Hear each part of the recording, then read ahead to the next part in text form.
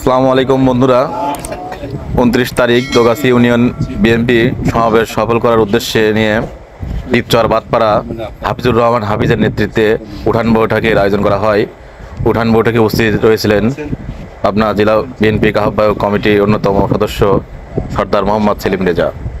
এছাড়াও আরও অন্যান্য অতিথিবৃন্দ উপস্থিত ছিলেন। এখানে আমাদের বিএনপি ছাত্রদল, যুবদল, স্বেচ্ছাসেবক দল, বিএনপি মনে সকল শ্রেণীর মানুষ, বিশেষ করে এই অঞ্চলের নির্যাতিত মানুষ, অবহেলিত মানুষ, সুবিধা বঞ্চিত মানুষ যারা আছেন আপনারা, তাদেরকে জানাই আমার ব্যক্তিগত পক্ষ থেকে এবং আমার প্রান্তীয় সংগঠন জাতীয়তাবাদী দল পাবনা জেলা শাখার পক্ষ থেকে সংগ্রামী সালাম এবং আশীর্বাদ।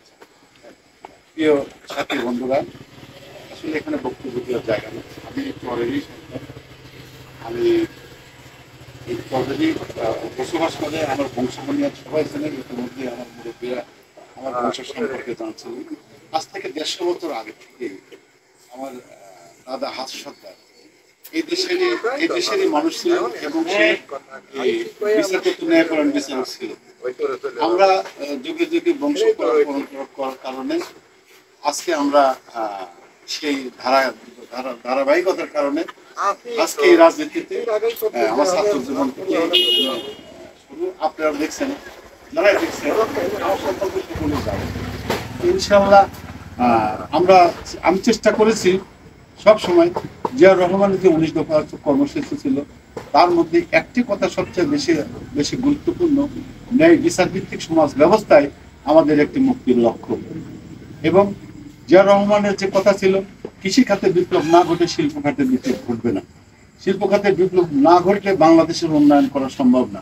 সেই জন্য তিনি আপনারা দেখেন এই কুষ্টিয়ার মিরপুর থেকে শুরু করেছিলেন হাঁটা, একদিনে 31 মাইল রাস্তা হাঁটে 33টা জনসভা করছিল।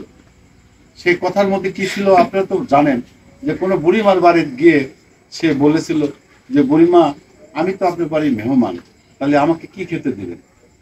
তখন দেখলেন যে তখন আর কিছু জানেন, এক প্রেসিডেন্ট আসছে, যে মা, আপনার বাড়ি যদি এই চালে যদি একটা কুমড়ির গাছ থাকতো আমাকে একটা কুমড়ি দিতে পারতেন, আপনার বাড়ি যদি মুরগি থাকতো তাহলে একটা ডিম দিতে পারতেন, আপনার বাড়ি যদি পেয়ারা গাছ থাকতো তাহলে একটা পেয়ারা দিতে পারতেন, এগুলো নাই কেন?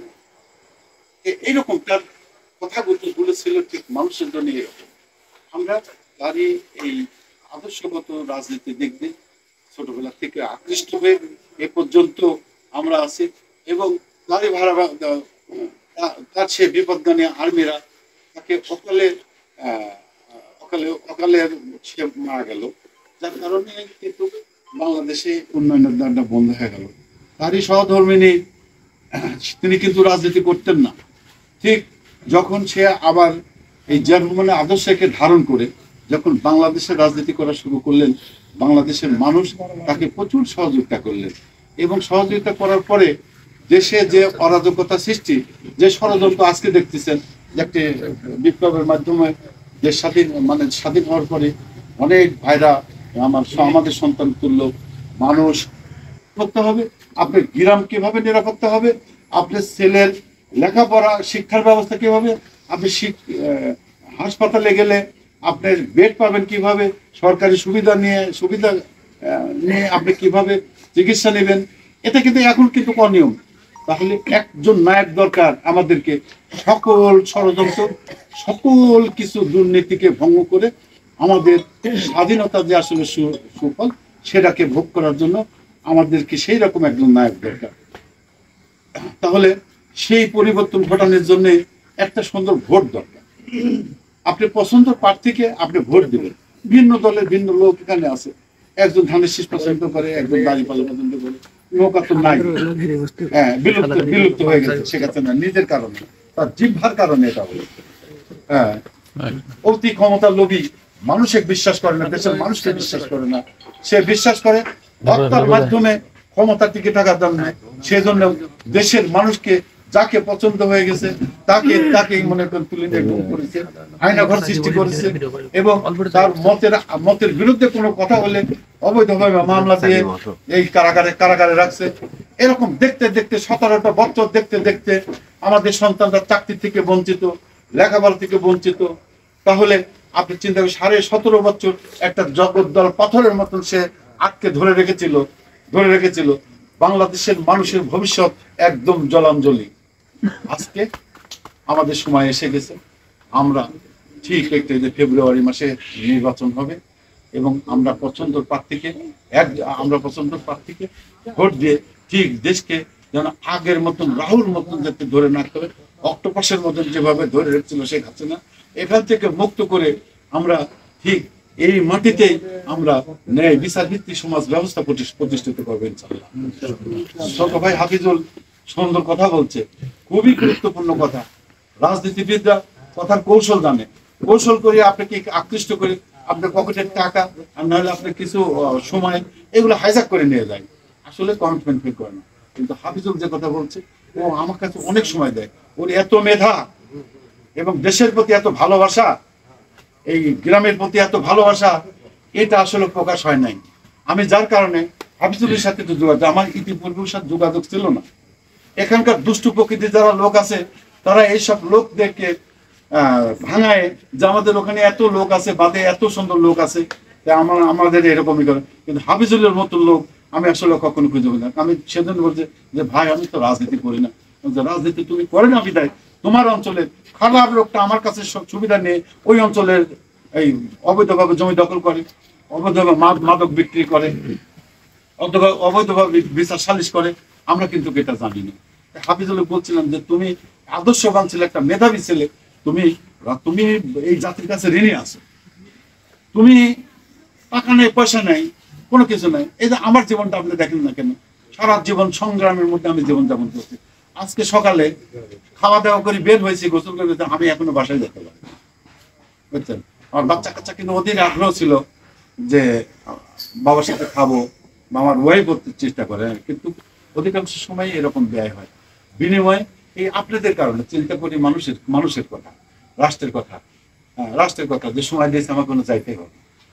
আসলে আমাদের এইখানে আমার বাড়ি বেশি দূর না। আমার বক্তব্য শেষ। আসসালামু আলাইকুম। আসসালামু আলাইকুম। সহযোদ্ধা এবং যুবক যারা আছেন তাদেরকে সংগ্রামী সালাম এবং শুভেচ্ছা। তো শুরুতে আমরা ইতিমধ্যে জানতে পারলাম যে আমরা এখানে কেন উপস্থিত হয়েছি। প্রথমত হাবিবুল ছোট ভাই আমাদের ক্লাসমেট,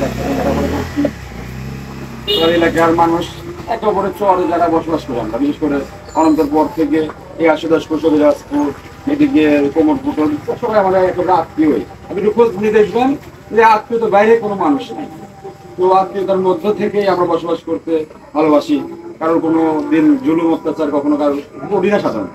এর মধ্যেও কিছু দুষ্টু প্রকৃতির মানুষ আছে, সকলেই আমরা জানি।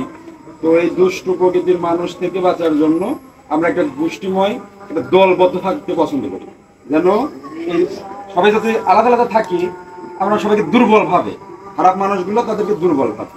এজন্যই দলের আবির্ভাব, এই জন্যই দল গঠন হয়েছে, এই জন্যই আমরা দল করার উদ্দেশ্যই মূলত যেন আমরা শক্তিরা একত্রিত থাকতে পারি। কোনো সিদ্ধান্ত নিলে পরে যেন সেই সিদ্ধান্তটা বাস্তবায়ন করতে সহজ হয়, শক্তি প্রয়োগ করতে সহজ হয়।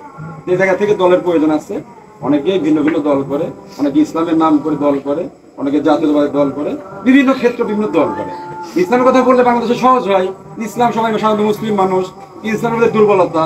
কিন্তু ইসলাম যেটা প্রকৃত ইসলাম, যেটা কি, যে আল্লাহ তাআলার হক, মানুষের হক, যে মানুষের হক এবং আল্লাহ তাআলার হক নিয়ে সচেতন, সেটাই মুমিন, সেটাই ইসলামের মূল লক্ষ্য। এজন্য শুধু ইসলামের কথা বললেই, ইসলামী দলের কথা বললেই যে আপনারা সেই সিদ্ধান্ত অটল হয়ে যাবেন বা সেদিকে চলে যাওয়া উচিত, এটা সচেতন থাকা উচিত। তো এই জন্য বাংলাদেশ জাতীয়বাদী দল প্রতিষ্ঠাতা জিয়াউর রহমান অবশ্য প্রতিষ্ঠা করেছে, আপনারা জানেন। তো জিয়াউর রহমান কোন মানে মুসলিম ছিল আপনারা তো জানেন। বাংলাদেশের ওমর খ্যাত যে এত ন্যায় শাসক,